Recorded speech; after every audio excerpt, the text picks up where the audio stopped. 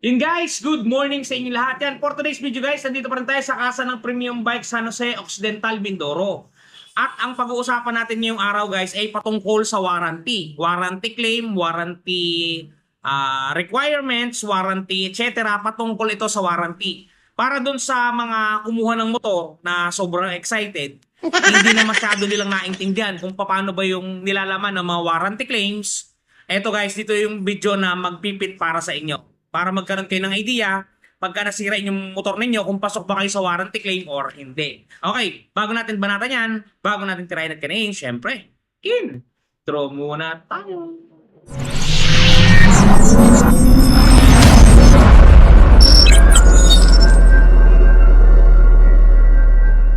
Okay guys, without further ado, pag-uusapan natin ngayon yun nga, yung warranty claim natin kung tayo ba ay pasok, approve, or kung tayo ba ay reject. Kasi merong dalawang klasifikasyon yan. Sa pagpapawarranty, meron kasing kadalasan dyan na nare-reject. At syempre, meron din naman na-approve. Para malinaw sa ating lahat, kung kayo man ay nagmamayari ng mga motorsiklo ninyo, eto guys, meron kayong idea kung ang pagpapawarranty ba natin ay ma-approve, sakop o hindi sakop. Pero bago natin banatan yan guys,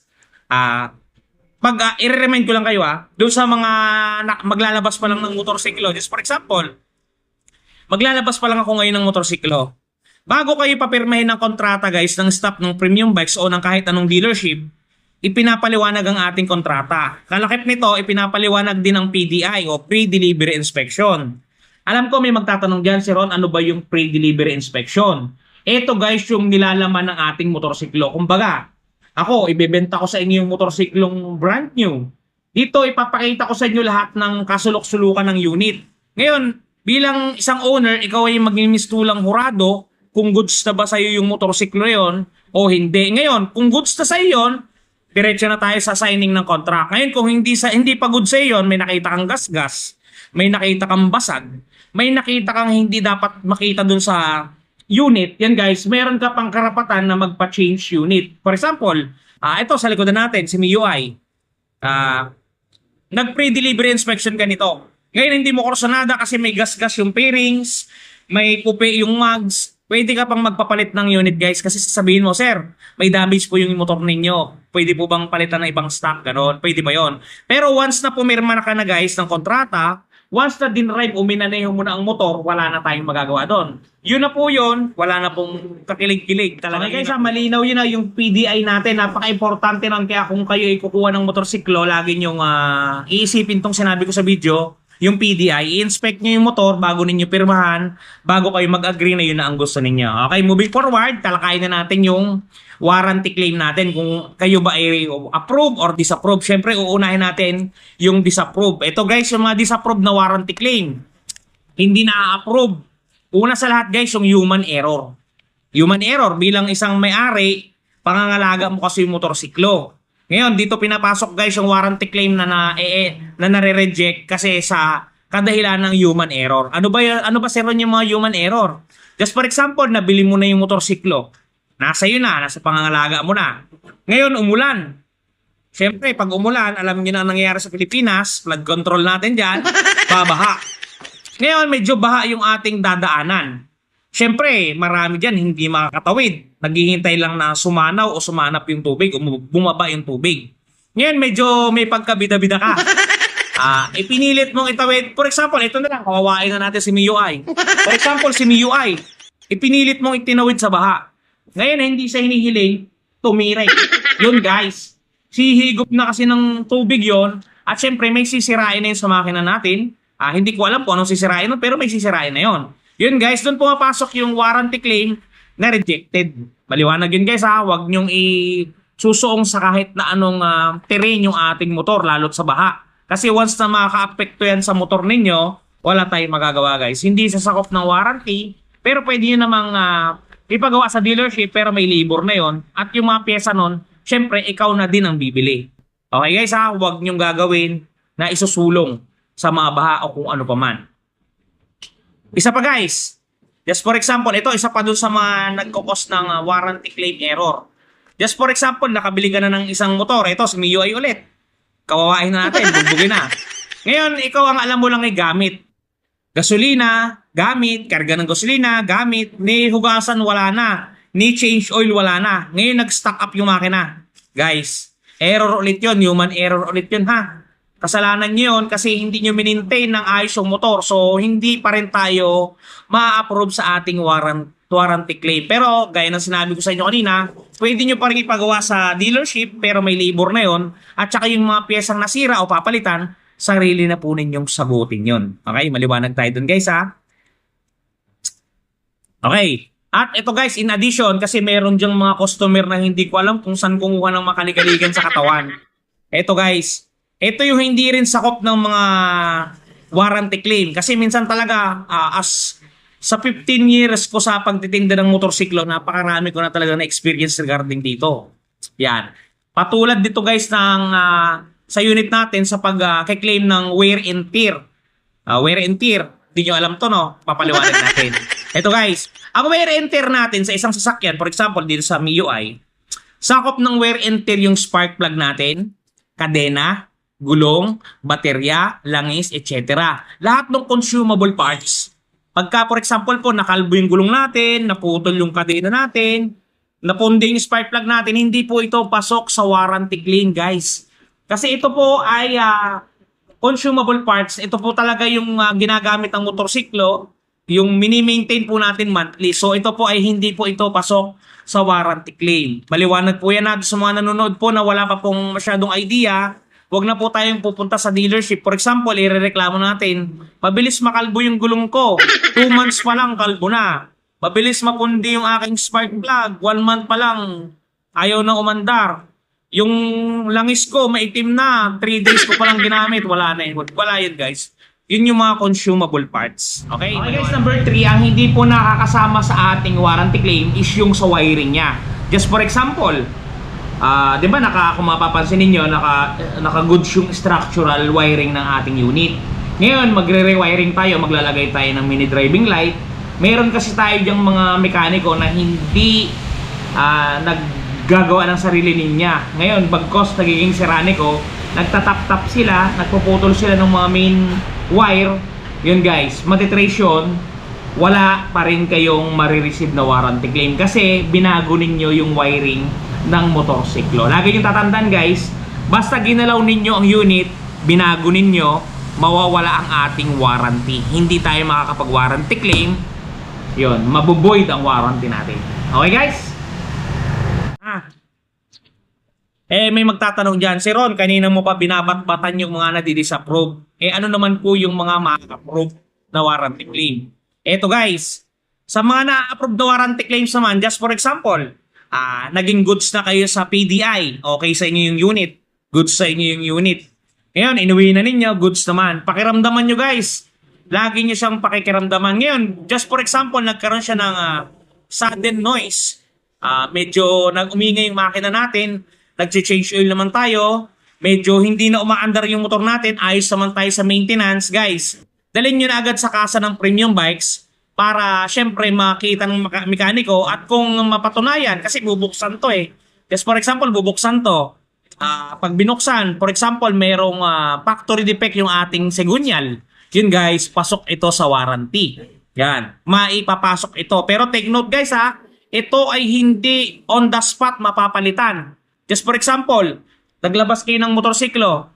Ngayon, nagkaroon po ito ng damage, ng talagang factory defect. Nagkaroon siya ng damage. Ngayon, syempre, hindi naman natin yan kaagaran mapapalitan, guys. Yan ay ipapasok po natin sa warranty claim. Tayo po may fill out ng form. Syempre, bubuksan po yung mekaniko yung ating unit. Pipicturan po yung ating parts na papalitan. Ngayon po, hindi po ninyo agad maiuwi yung ating motorsiklo. Syempre, nakabukas na po yun. May sira na siyang parts, may iwan po siya dito sa dealership. Ngayon yun ang isa pang magiging problema natin guys as a motorcycle owner. Kasi pag iniwanan natin yung motor, wala tayong magagamit pansamantala. Hindi kasi tulad yan sa ibang dealer. Kasi alam ko, na-research ko yan may ibang dealer kasi sa Maynilaan na pag nagpa-warranty ka, ito yung malalaking dealer na For example, yung motor mo iiwanan sa dealership, meron silang ipinahihiram na unit. Hindi ko lang ma-sure kung anong dealership to. Pero dito sa amin kasi wala pa ako nababalitaan ganun. At usually talaga wala. Naiiwan lang talaga yung unit.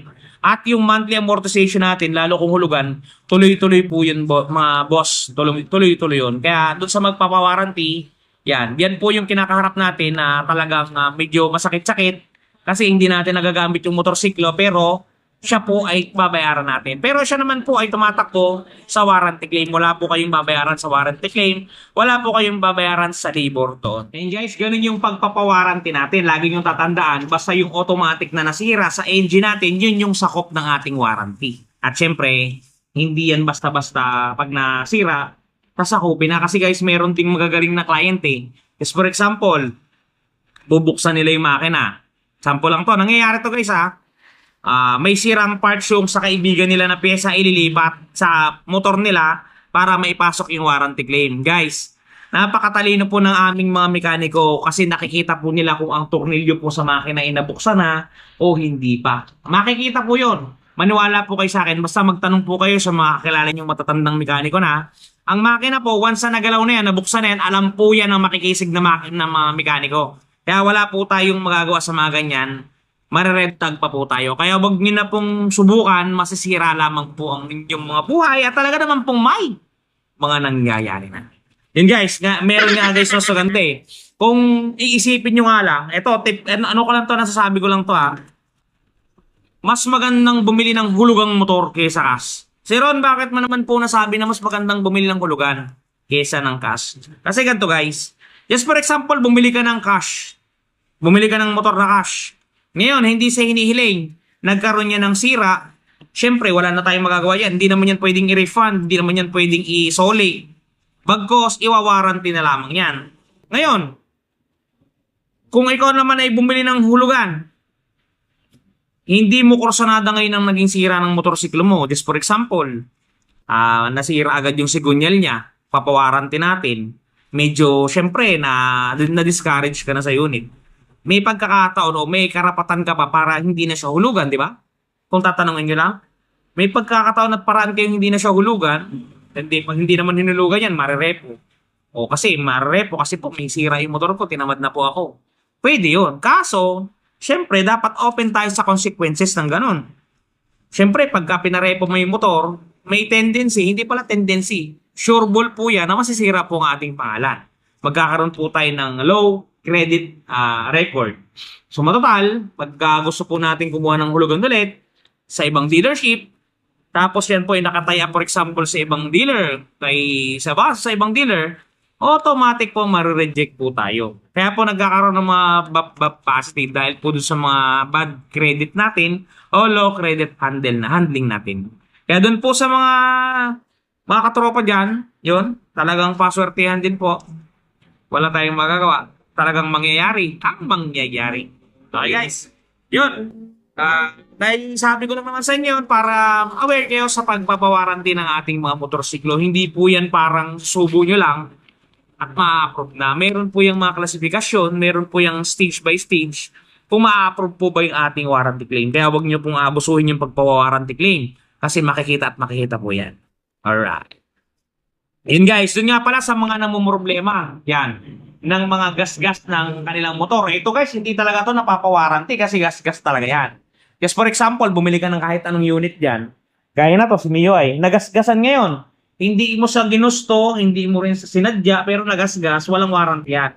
Pero ito guys, touch paint ni wash body, parang na-warranty yan kasi talagang mabubura ang mga gasgas ng iyong pinoproblema sa iyong mga bearings. Ito guys, panoodin ninyo, touch paint ni wash body. Alright. At eto na guys, ang touch paint ni wash body. Di ba napakaganda? Ganto ang packaging yan pagka mabibili ninyo. Eto yung polishing cream. Eto yung surface cleaner. Eto yung mismong touch paint. At may kasamang pre-yan na pen brush at meron niyang instruction kung paano gagamitin. Eto guys, kung makikita ninyo, ganito siya i-apply. Una, pahidan ninyo ng polishing cream para makinis ninyo yung lugar o lokasyon. Sprays ng surface cleaner. At syempre, i-apply natin ang ating touch paint. Yan. Isulat nyo lang ng pen niya at talaga namang matatakpan ang mga gasgas ng inyong unit. Bili na kayo guys, touch paint ni Wash Body. And guys, natunghayan ninyo ang ating touch paint ni Wash Body. Mabibili po yan sa TikTok or Shopee.